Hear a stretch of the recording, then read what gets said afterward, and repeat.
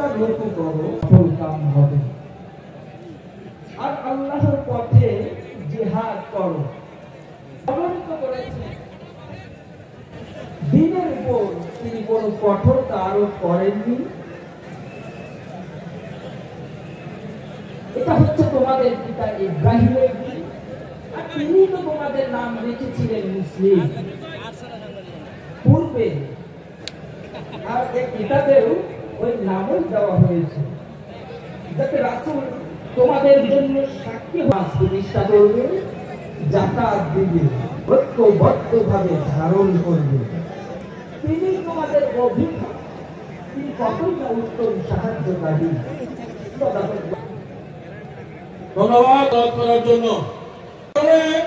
পিছনের ভাইরা দেখতে পাচ্ছি না, আমরা স্বেচ্ছাসেবী জনসভার উপস্থিতি এ পর্যায়ে সভাপতিত্ব করছেন বাংলাদেশ জামায়াত ইসলামী কেন্দ্রীয় মজলিসুর এডিএম আজম খান।